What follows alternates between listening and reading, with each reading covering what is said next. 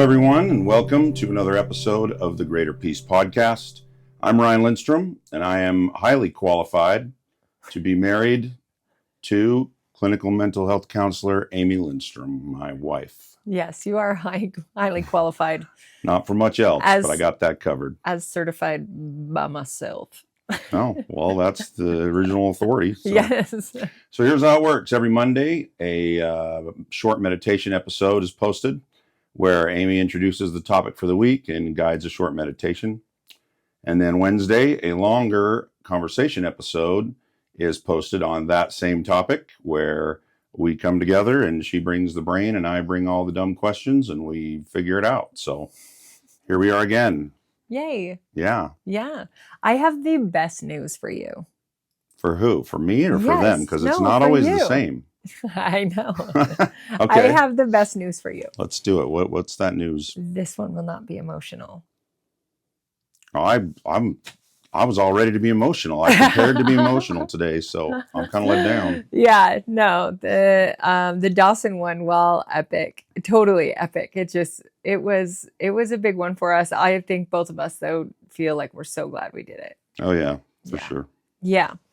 So, I think that one of the things that would be helpful is I've been thinking a little bit every once in a while, I'm going to do a skill I'm going to do a skill and teach in a different way that will probably make a shorter episode. I'm sure that there will be some where we get deep diving into a topic or whatever, and it may go a little bit longer, and that's fine.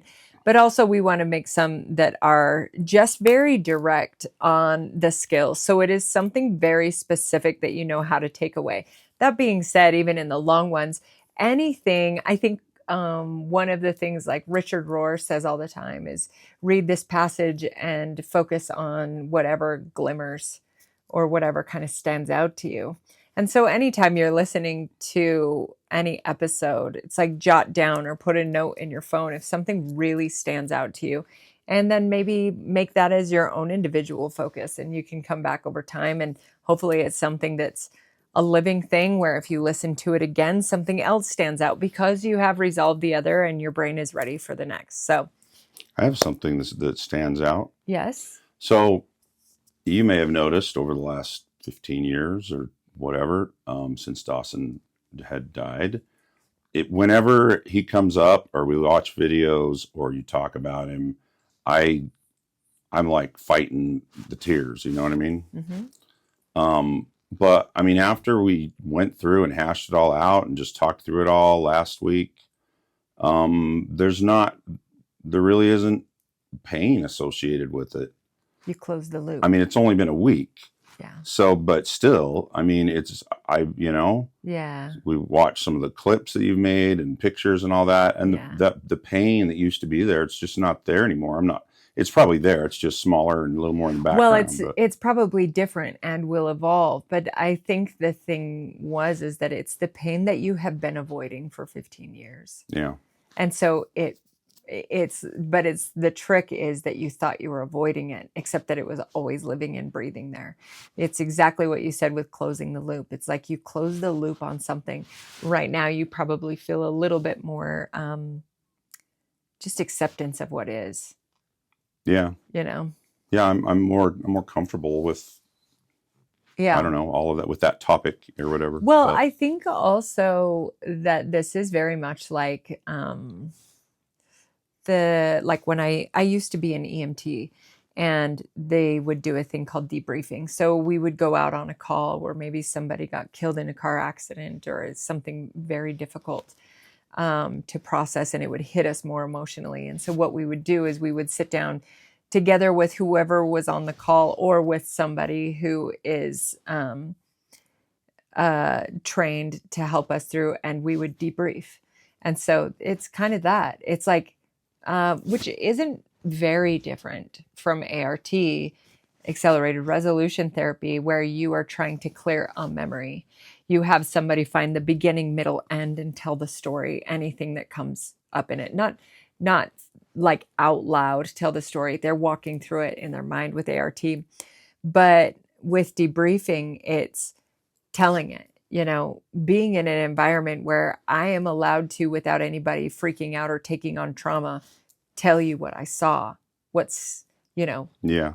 zipping a back body bag over a face is the trippiest experience of my life, and so it's being able to express that to somebody and then explain to them what that felt like, but also how it brought up past trauma of family members who had died in a car accident and feeling that come up, but being able to talk through it. So yeah, it's like any opportunity. This is why therapy, even talk therapy alone, can be super beneficial, because it gives you the ability to give the story a beginning, middle, end, which helps your hippocampus timestamp this as a past event, and your brain can begin to resolve it.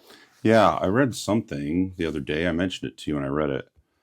Something about saying the words out loud moves that thought or that, I don't know, idea from the part of your brain that I don't remember what it is, but it moves it from one part of your brain to the other part of the brain, which is, so it basically processes it and it's like purges it to some degree. So the brain isn't camped out on it anymore. It's moving on. Yeah. It moves it to a different processing area in the brain, which then helps it move.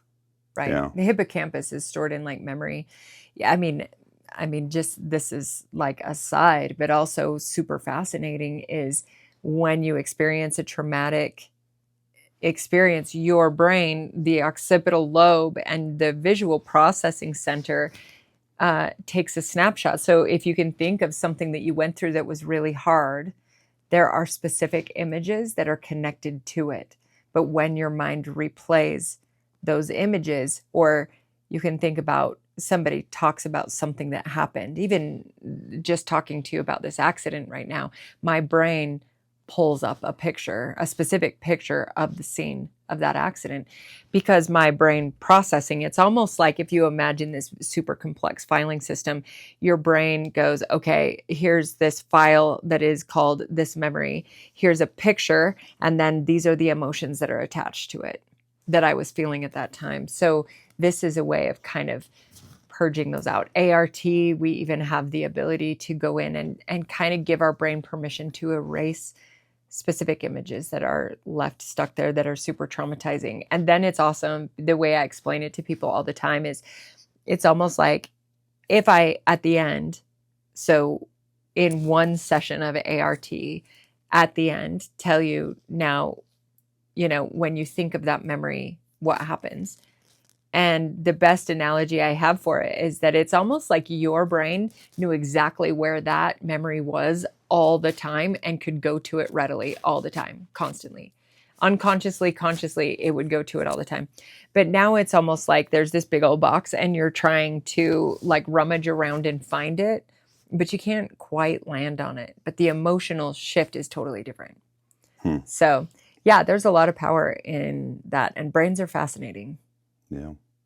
Yeah. If you want, I don't know if I've said this before, but before we get into the topic, I will say, here's a fun hack. This is life-changing. To me, I'm the more I learn about the brain, the more I have hacks. How can I hack into it so that I can get it to function the way that I need it to, or whatever, or understand even what's going on? So, when in neuroscience, it's I think this is, okay. So when your brain is in the process of change, when you are changing habits or patterns that you've always participated in, if you're trying to kick addiction, anything, if you're trying to break a habit, just before the physical change happens in your brain. So now we're talking about pathways. So there's two neurons, synaptic connection, where all of the neurochemicals are flashing in electronic responses between each other, which is what informs you how to think and how to act and what to do and how to react. So the problem is that if I want to change, then this pathway that exists must be changed. It needs to reconnect in different ways. I need these neurons to not connect to each other in the way that they are, but connect in a different way. And so what happens is just before your brain actually makes the change, your brain releases a chemical to dissolve the synapse that is there. And then it can form new connections. But the problem is that the chemical that it releases that dissolves synapse registers and makes us feel hopelessness. Like change is impossible. I'm never going to get this. And then we give up. Reinforces the synaptic connection as it is, and then we continue on with it. Well, that's pretty cruel. It's not, it's just electric. There's nothing other than that's just the way that the brain does for whatever when you're reason. About to make it, we're going to knock you down one last time really hard, and so you won't get back up again. Okay, then see it as the 20th mile of the marathon. You're just freaking I'll never see tired. the second mile of the marathon. Honey, I got news for you. Oh my gosh. Yes, but it's like, think about it as that. It's like you're tired. You've been at this for a long time. You want to quit, but you're just so close. That's what it is. But here's the reason well, the why kicker is you don't know. Maybe you don't know that you're close, and it's just one more hit, and you're like, you know what? I'm done. Except with this situation now, if you understand this hack, when that feeling of hopelessness comes, you can flip it, view it different, changes your perspective. Oh my gosh, this is it. This means that my brain is doing exactly what it's supposed to do to break down the pathway to build new ones. Like the change is just around the corner. Yeah. So instead of feeling the hopelessness as hopelessness, you feel the hopelessness as evidence that things are changing. So just a fun little aside. That's fine. All right. So that's just a fun little side. This week's topic, we are going to talk about triggers. We have mentioned them before in the past, but we're going to kind of tie some of the concepts that we've worked on together. But the triggers, we're going to talk about what it is, what's happening, what to do with them, and how to use them as a tool. Sorry, just so I can move past this. I can't remember whose horse was named Trigger, if it was like Roy Rogers or the Lone Ranger or what. So if you know, send us a message if you know, guy. I have no idea. All right, move on. Oh my gosh, that's hilarious. It was slowing me down. I had to get it out. Amazing. All right. So one of the things that it's kind of like a hot topic. Oh, you triggered me. You know, we hear it all the time. Yeah. And so then that's the problem, is that sometimes it's like when people will say, well, that's just my trauma. Okay, well, let's define trauma, because there's capital T trauma. We've started to be able to like say this capital T trauma, meaning abuse, an event, something like that, or lowercase t trauma. Well, here's the thing, what traumatic stress is. Traumatic stress is anything that changes your brain's patterns in the way that it perceives itself in the world, which can then mean, so like everything, but it isn't. It's like in the negative way, negative views that you have about yourself, different things like that. It can be traumatizing, but it becomes an overused term to the point where when it's overused so often, people start to discount it as, oh my gosh, okay, you're just being dramatic. Or, okay, you know, and that is such an unfortunate thing, because then there are people who have actual trauma who need accommodations, understanding, and compassion. And it's just like, oh my gosh, you know, society is exhausted on this topic or concept. Triggers is also becoming one of those. But a trend that I notice that happens most often is that triggers get turned into a way of controlling another person. So here's the thing. Control isn't real. It's an illusion. Your brain wants to control everyone, everything, every circumstance. Why? Because you're run by a brain that is a fearful brain that sees all of everything. Like our limbic system is constantly looking for what could go wrong and where we could be harmed, right? And so it's like, sorry, my brain just How is control an illusion? If I know that if I say this word, my wife is going to go through the roof, and I say that word on purpose, intending to make her go through the roof, and she does go through the roof, did I not just control her? Well, I guess okay. Then let's. I mean, you I mean, didn't. we can You make provided room. the circumstances for Yes, her to choose in. because, and this is so in the meditation today, or in the meditation for Monday for this week, I talked about the today is going to be my peaceful day, and Bhante Panyakara and how he teaches that, and how what I learned in that experience. Doing I get up every day and I write, today is going to be my peaceful day. Also, if you're listening and you don't know what she means by Bhante Panyakara, if she says a word like that you don't know what it is, it's a monk somewhere in the world. That's all I know. Is she'll say, "Oh, blah blah blah blah," said, and I'm like, "All right, great." Yes. No, but I mean, yes. All right, so today is going to be my peaceful day. Yeah. So when I am using like, today is going to be my peaceful day, and I was using that for months, I use the example of, because Bhante Panyakara, Bhante is like teacher in Vietnamese. Panyakara is his Pali name. Pali is the language that the Buddha spoke, and each monk is given, a venerable monk is given a Pali name.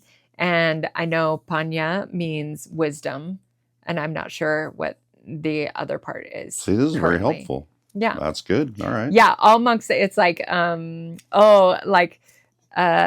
it's like they'll have their given name, they'll have their Pali name, then sometimes they will go by a different name online. So whatever. All right. Yep. I should actually ask Ajahn Vilasek, if you're watching Ajahn Vilasek, why? Like, why so many, and is it to connected to divorcing yourself from identity or not? I have no idea, but just interesting. Okay. So he was saying today is going to be my peaceful day is a good practice. Then what happens is if you get up first thing in the morning, and the very first thing you do is you sit down and write, today is going to be my peaceful day. Then you read it out loud. So your eyes have seen it, your ears have heard it, your mouth has felt it. Right? And you're aligning all of your senses with it. I guess you could lick the paper so you can taste it. Oh my gosh. I'm just kidding. All right. Give it a smell. I don't know. Anyway, you're aligning all of your senses with it, because what you're doing is you're setting a powerful intention. Then if at any point during the day you have lost your peace, you can go back to the moment that you lost it, and you can find where you chose to surrender your peace. Because nobody can take your peace from you. Now, it can feel like people can, for sure. I think that's the example that I used, was that it's like when I was exposed to a situation after I had been doing this for a long time. Today is going to be my peaceful day. I was exposed to a situation that had always been triggering, meaning that it would create a massive stress response in my body, and I would get reactive to that stress response. But because I had been setting that intention and practicing that every day, that day I was aware that this is a situation where I generally lose my peace. My job is to hold on to it, because today's my peaceful day. This day is peaceful, and I'm not losing that. And what actually then happened is at the end, I did maintain my peace. I could feel the unrest and the fear in my body, the stress in my body, but it never took over me, and I never became reactive. So then I learned in that experience, oh my gosh, I am the keeper of my peace. Yeah. I have always felt like if I'm around this person, then I will lose my peace. And that was not true. When I was around that person, I would surrender my peace. Yeah, they can't take it from you. You give it up. So even in the situation of control that you stated, it's like, one, that's a problem if you have the intent of causing somebody to react that way. You can actually... Well, it's a problem, but I would venture to guess that it's very common. Yes, but the person on the receiving end of whatever you're delivering has the ability to choose how they're going to respond, right?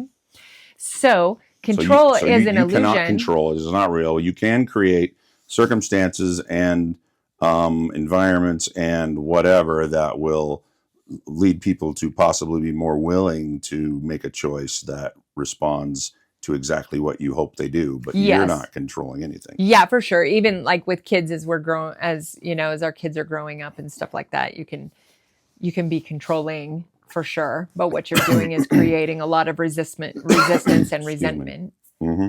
Resistance and resentment because you're trying to regulate your nervous system by having everything go according to your expectation. Yeah. Because that's the only way that it is right or whatever, you know? Yeah.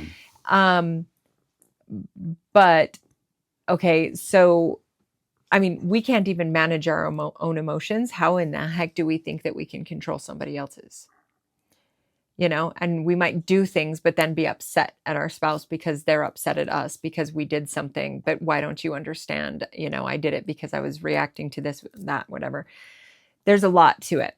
So all of this is to say a trigger is, now let's go back to the stimulant or the bike analogy. Yep. Okay. You learn how to ride a bike. Your brain has recorded a program. This is how you ride a bike. The trigger, the stimulus, then becomes when I see a bike and I'm like, I'm going to go get that bike. Your brain is then triggered to find a program. It's like, what do we do with that bike? Oh, it's this recorded program. This is what you do with it. This is how we write it. And your brain is like, okay, run this program. So a trigger is a stimulus, like is a reaction to a stimulus that runs an old pattern, an old behavior, an old idea, right? Mm-hmm. An example of this would be, and I don't know that we've talked about it, but Ryan used to like, okay, I'm a verbal processor. He Wait, what? I know. Okay. I need to like, it's like here and whatever, and I'll work through it. You know, it's like I can start on a track but if you give me enough space and you'll just listen for a little bit, I will arrive at it. I'll give you all the space you need, baby. I know you will because you have. Okay. So, when you, hold on, thinking. I lost it. I'm just throwing you're just wrenches good. No, and everything. No, you're fine. So the bike. So when you go to pick up the bike runs the old program, right? Oh, the example. So the example of this is when you are an internal processor, which means that when you're stressed about something, when you're overwhelmed by something, when you're trying to figure something out, you go quiet. You internalize, you go inside your mind, you think things through, you just need space and time, but you get very quiet. Well, that triggers me, right? Why? Well, because when I was younger, that is an experience that I had that, that it's like my stepdad, before he would get upset at me, would first go quiet. Yeah. Or would ignore me for long periods of time. And my nervous system would be on edge. I mean, like, a long period of time. And so quiet means I'm in trouble. I did something wrong, right? And that's my trigger. So the problem is if I say to you, you're triggering me because you're being quiet. Well, one, it's what you need is to be quiet. So what? Should you just start talking to me because then I'll feel better, even though that doesn't even make space for you. So I'm not making room for two people. I'm just making room for my discomfort and how to get rid of it. And I want you to manage it as well. Where instead, what we ended up doing is you would notice me kind of, I would do fawning, which is, so there's fight, flight, fear, or flight. Oh my. Fight, flight, freeze, and fawning is another one. So fawning is you get a little brown nosy. You start doing things to make sure that this person isn't mad at you. You say things, you're like just trying so hard to get on their good side.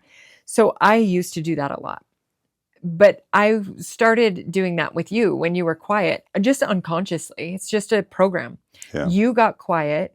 Your love and care for me matters. You being mad at me would be devastating. And so I start, Hey, what do you want to do? Is there anything I can do for you? Hey, are you okay? Are you okay? Are you happy? Poking, jokes and trying to get you. And you would say, hey, I'm okay. I'm just thinking. But I'm like, but I can't be tolerating your thinking because it's overwhelming, right? So if I am making you manage it, then I'm not creating space for what you actually need because you're not mad at me. My brain is telling me if you're quiet, you're mad at me, not because you ever earned it, but because I was taught that a long time ago. That was in the past. Yeah, so it's on you to teach your brain to differentiate between Yes.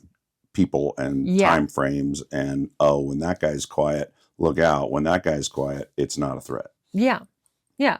And I guess that's the thing is that it's like, well, you picked up on it. You were just like, babe. I was like, I don't know what she's doing, but she's doing it again. Yes. It's like, babe, just so you know, when I'm stressed or trying to figure something out, I just get quiet because I just am thinking about it. I'm trying to think through and process it. And so you don't have to do anything to fix it. And I finally was like, you know what? When you get quiet, it makes me feel like this is like I'm in trouble or I did something wrong or something bad is about to happen because of my past experience, which gave you awareness, but it wasn't your job to avoid doing what you needed for yourself to make me comfortable. Right. So instead, what you said to me was, okay, if I'm ever mad at you, I will tell you, but you're also like when I would say, hey, are you okay? And we had kind of arranged between us, okay, my nervous system might still need me to check in. So I might say, hey, are you okay? And you will say, yeah, I'm just thinking about something. My job then becomes to take care of myself. Yeah. Hey, he's not mad. It's okay. It is not easy. Your nervous system very much wants to fight against it. It wants to stay in hypervigilance. It's dumping adrenaline, to figure out what it needs to do to be safe. But it is my responsibility. And then ultimately what it did, so that's the trigger. That's like how to respond to a trigger is we communicate with each other, but also me kind of understanding this is my stuff. My brain is trying to run a program, just like the picking up the bike is the trigger or, whatever that runs an old program. My brain is trying to run an outdated program. I am over here functioning with an iPhone, whatever number we're on, 18, but I'm running iPhone 4 data and I just need to update the system, right? Because I don't live in that situation anymore. Yeah. I'm also not little and helpless. I'm totally capable and have choices if I was ever in that situation again of handling whatever I need to protect myself. Yep. Right? So then what happens is that I now can use it as a tool. So for me, once I understood what the trigger was, why do I feel this way? When was the first time I felt this way? So if you want to find out the root of a trigger, it's like, why does it make me feel this way? Or why do I feel this way right now? When is the first time I ever remember feeling this? And sometimes this goes back to the word association stuff. Yeah. Where it's like, what's the memory that comes into your mind? Don't judge it. Don't question it. Just think about it. Consider it. Right? Can you go back and have a conversation with yourself in that point? That's parts work. Can I go back to Amy in my house growing up when my stepdad is angry at me? And in many situations, what parts work is I see myself, visualize myself now walking into the house and I find her. I can see it in my head right now. I find her in a place in my house and I'm like, girl, you don't have to be here anymore. Not because you don't have to be in your house because it was horrible, blah, blah, blah. It's not that. It's this is done. You're not there anymore. But this program is running based on the idea that a part of my brain believes that we are back in that situation. And so I will walk in, see myself, see her, and go, hey, come with me. Do you want to leave? Let's go. Come and see what our life is like now. And then give her a hug and grab her by the hand and walk out. Sometimes it's super fun because I drive an orange Dodge Challenger. So I imagine my younger self going, "This is the car we drive." It's like, "Oh yeah, girl." But it's like, there's something about that is like, it's just so like, she's my responsibility now. It's healing, and Yes. it's closes a loop.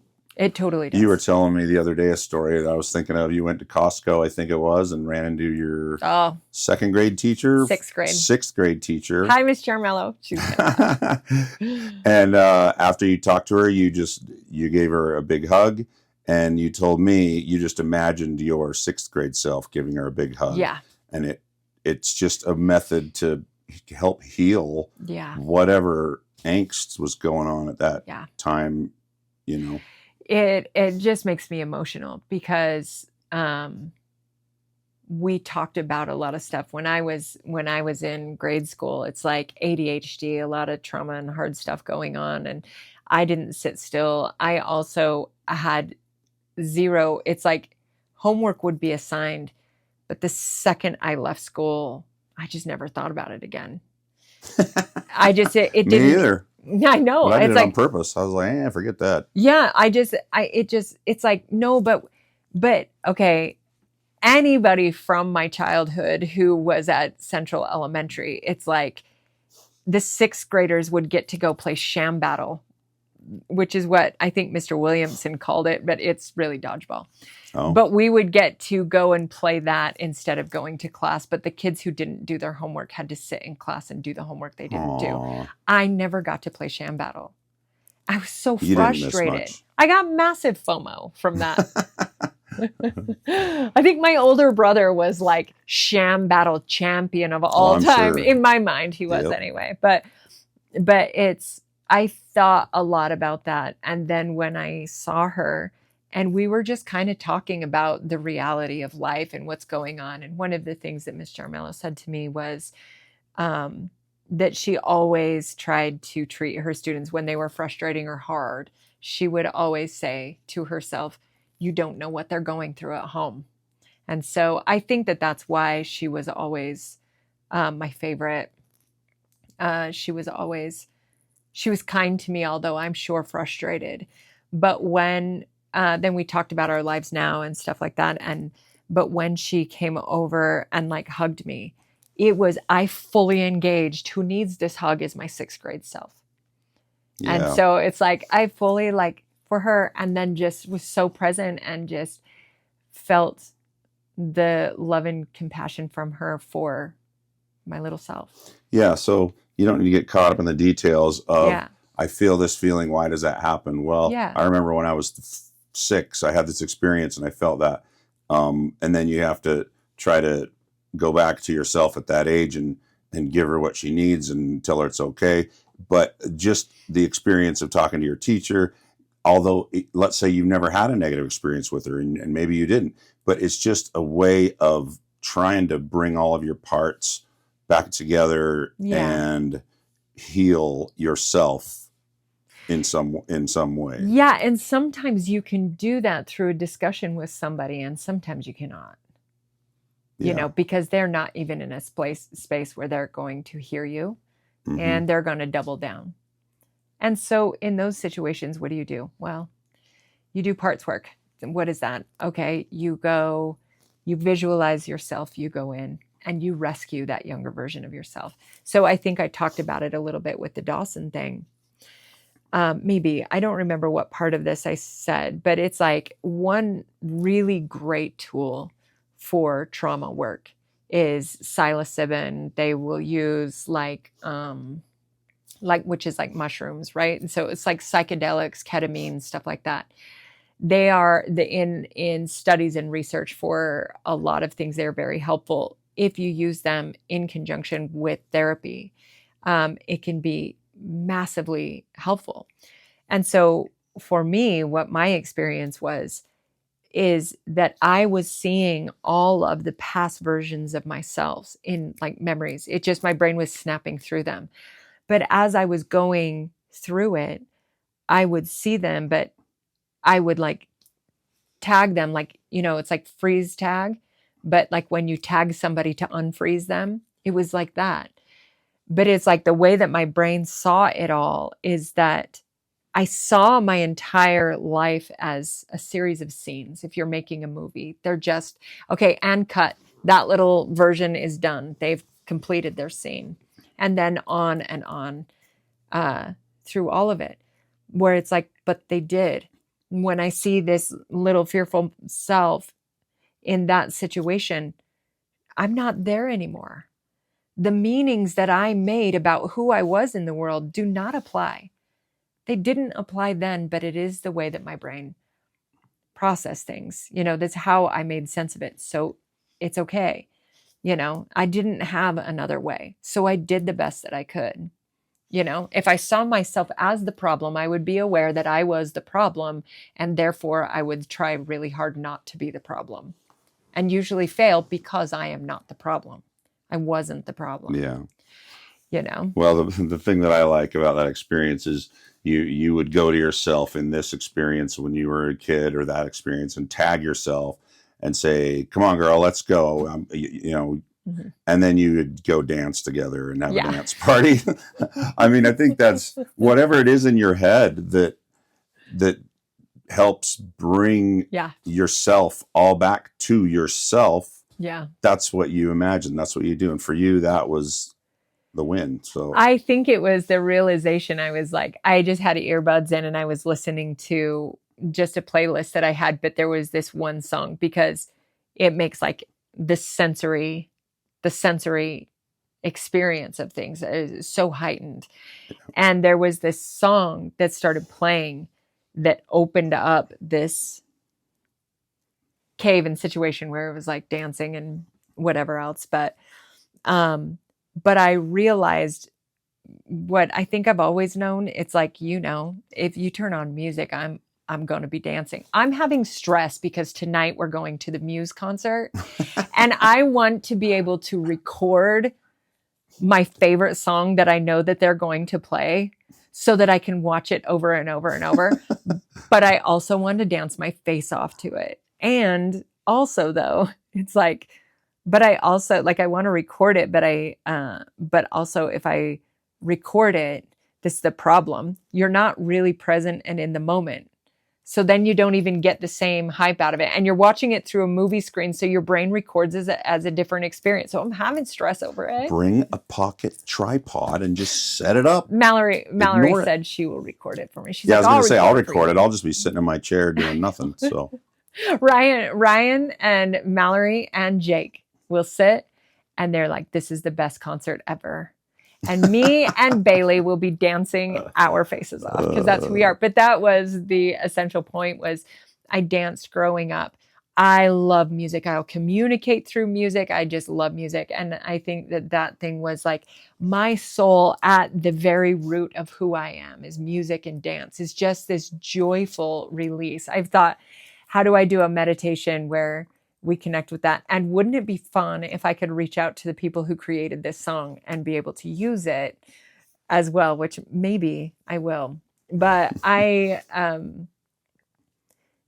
because meditation or dance can, every single day since that, I play this 7-minute song, I close my eyes, and every version of myself that I picture, I go tag her out, and we Yeah. just dance. And I'm just dancing around. But yes, it's like, it's the freedom. They're done. You're done, which I think the one that I shared was the version of myself that was carrying all the weight of my entire lifetime unconsciously to that point, believing all the negative beliefs she had about herself were true and trying to navigate keeping Dawson alive and, all those. And it's just like that one was particularly incredible. But I think that is the thing, is that triggers happen because our brain, it goes back to the training of the elephant, because our brain is still convinced that what was true in the past is true now. We flash back into an old way, which is why we react, because Yeah. we're running an old program. So that's parts. You can see it as, sometimes it helps for us to conceptualize it as our little self, but truly what it is there is a pathway in my brain that is trying to run. But now, because I have a frontal lobe, I have the ability to think about what I'm thinking, or think about what I'm aware of, or be aware that I'm aware, or think about how I'm going to do something and change it up. And that's all it is. It's just parts where it gives you a fast track. You can do CBT, which is cognitive behavioral therapy, that is very much about changing the way you think so it changes your behavior. But to me, okay, there's a lot of science that suggests that it is effective. But to me, watching it over and over and there's some skills that I use, but others, when you're just focusing on behavior and then there's consequences and whatever to try to get to change, you're just spinning the wheels of this being willpower and perpetuate So it's shame. really just about figuring out how to interrupt the default program. Yes. It's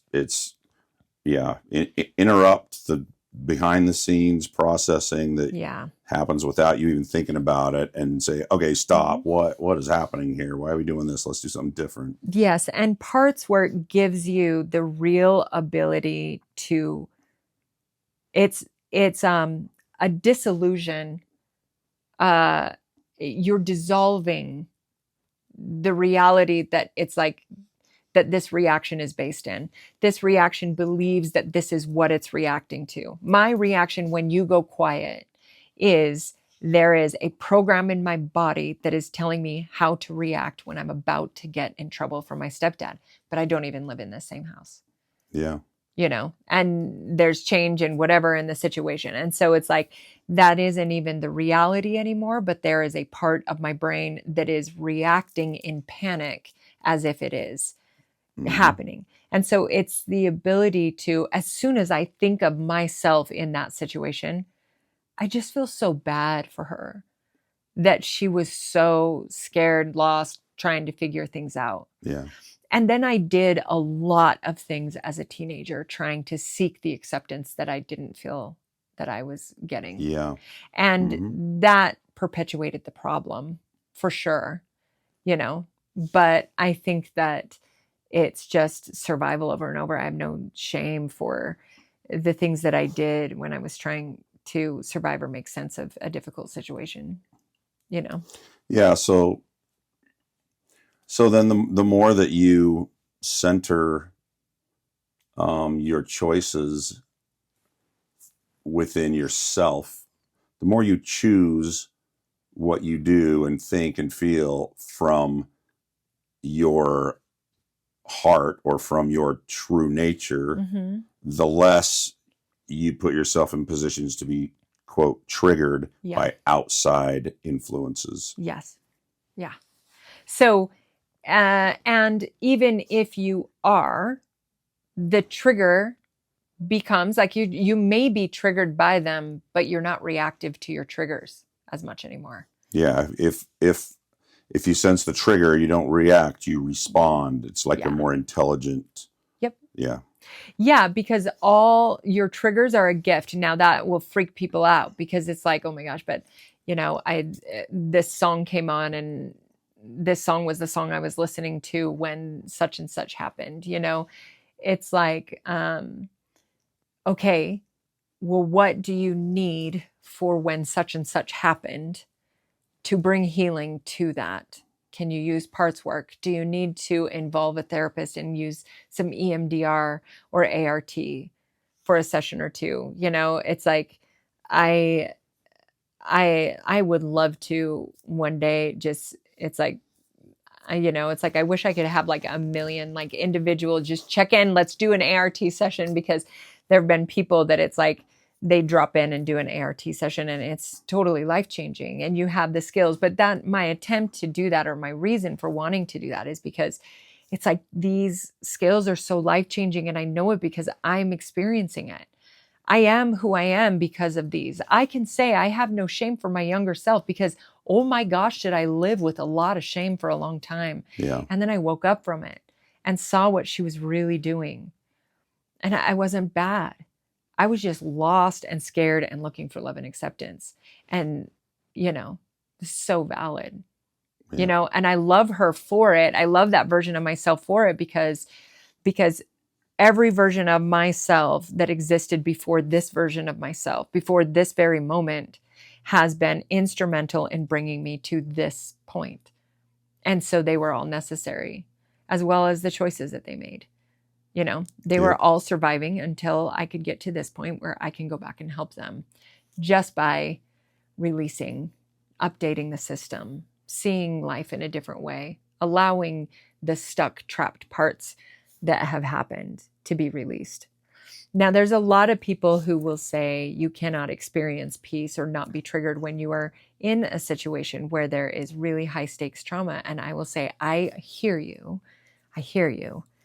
but also I see it all the time because I teach this stuff to people who are in situations where there's infidelity, where there's narcissistic abuse, where there's insane trauma, different things that are going on. And it's like when you are true to who you want to be in this world, when you are in the face of every given situation, you have peace. Peace is not everything in your life is tranquility and going great. Peace is a state of being, the ability to ground yourself in the present and go, okay, what do I want to do? You become not reactive anymore, Yeah.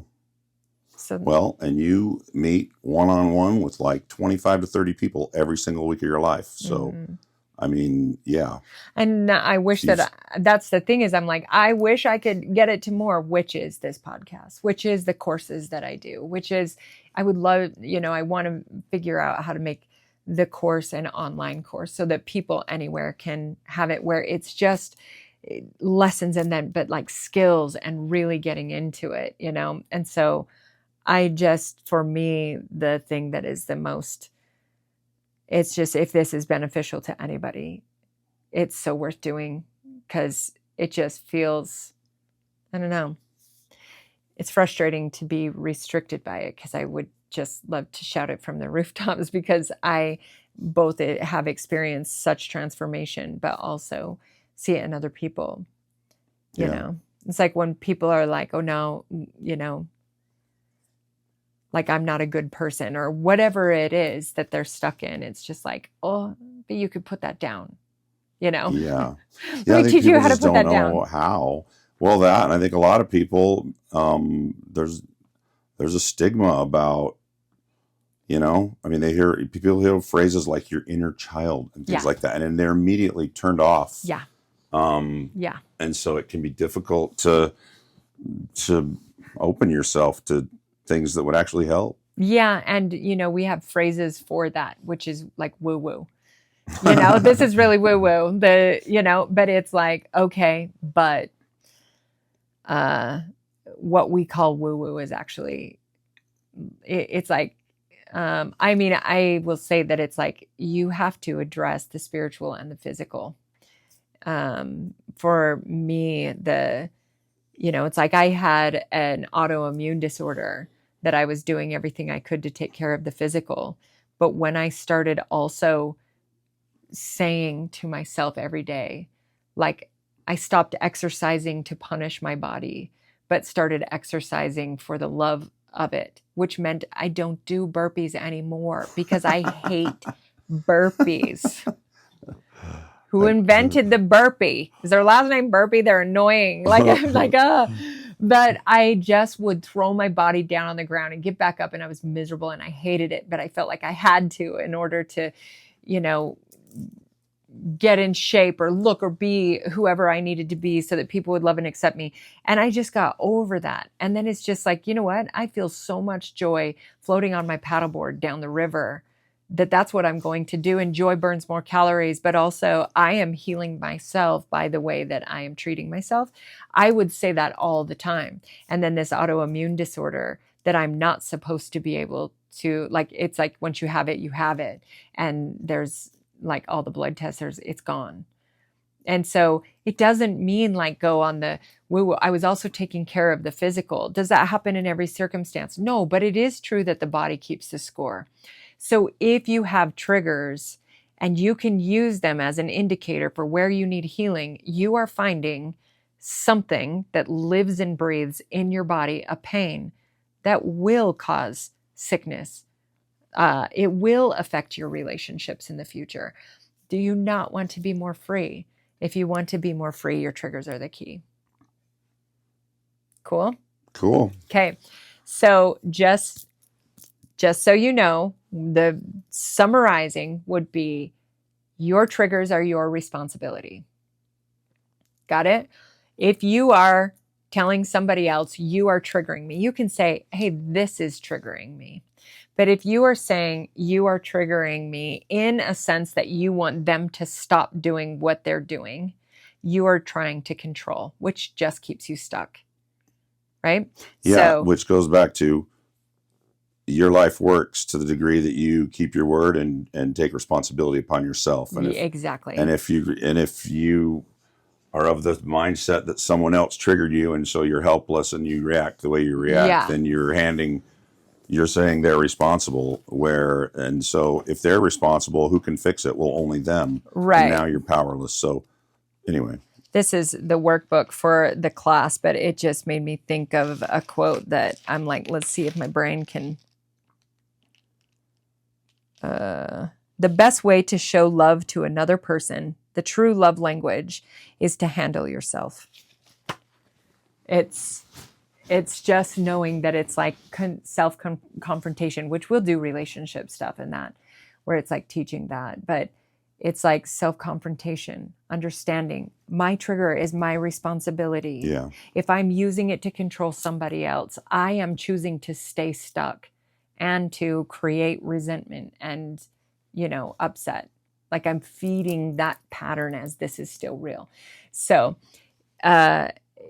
your trigger is your responsibility. Your trigger is an indicator of where you are not yet free and where you need healing. The way that you can get at it is, where does this reaction come from? Why am I feeling the way that I am? What is the first time I remember feeling this? Can I get any idea in that? And then can you go back and bring that younger version of yourself to a safer place? If you are no longer in that situation, can you bring them out of it? Witness their pain, bring them out. You can visualize that or have the feeling of being free from it. And then, or in some situations, you may need to involve a therapist, do EMDR, do ART, do different things that can help you process it. You can do psychedelic therapy if you want to do ketamine or, but don't do it on your own because bad trips are possible. And you need somebody who is trained and capable of helping with that. But there are options for working through the triggers, but we're just going to flip the script. Your triggers are actually a gift to you because they are showing you where you are not yet free. And so what's on the other side of that is more freedom, more wholeness, more capability of peace. Good? Yeah. Okay. That is all. So work on the triggers. Think about that this week. And I hope that this has been helpful for you. And may you all be well, be happy, and be peaceful. Thanks, everybody. Talk to you next week. See ya.